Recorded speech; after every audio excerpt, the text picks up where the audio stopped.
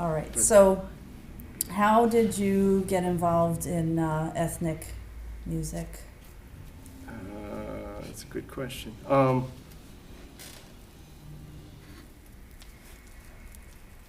It's my brother's fault. Yeah, we'll blame him. It was near his birthday. We happened to walk into a Sam Ash. Now, you go into these big music stores nowadays, and they have whole sections of world percussion. Back then, world percussion would be, a rack or a drawer or something. It wasn't very much. And we walked in, and my brother, being my brother, goes, "Oh, cool, a boron! I've been looking for one of these." I'm like, "What?" I didn't even know what it was, and he's been looking for one apparently. So I got it for him for his birthday, and so we had no idea how to play it. We just sat around the house and we looked at it. It's cool, we have a boron, but we didn't play it.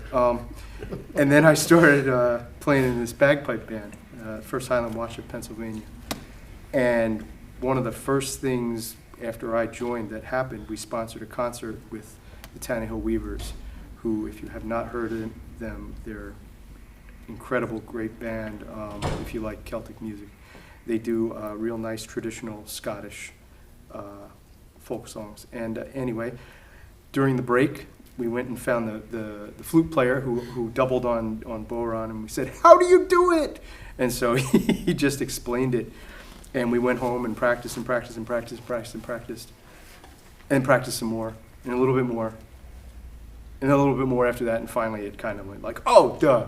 And it kind of happened. So I was playing boron, and I came up playing all classical percussion, timpani and a little bit of bells and snare drum and bass drum and all that kind of stuff, drum set. And I had never seen anything like this crazy drum. One head. And you play with one hand. Well, why? Do you play with one hand? That's ridiculous. You got two hands. And then I realized you don't need two hands on this drum. This is amazing. And so then I just started looking, what else is out there that I don't know about, that they don't teach you in high school? And then I saw a guy named Glenn Velez. He playing what he called a boron. He didn't play it like the Irish guys, though. He was holding it aloft. He's playing with his fingers and he's rubbing on it and he's doing all this crazy stuff. And I was like, "Whoa, what is all that business?" And so I started playing around with those styles, Middle Eastern basically, and I think some of what he did is South Indian as well, but Middle Eastern styles. And that's right about the time I met Miss Kim, our wonderful interviewer here. And I knew she knew stuff about the Doombeck. I'm wonderful. You are wonderful.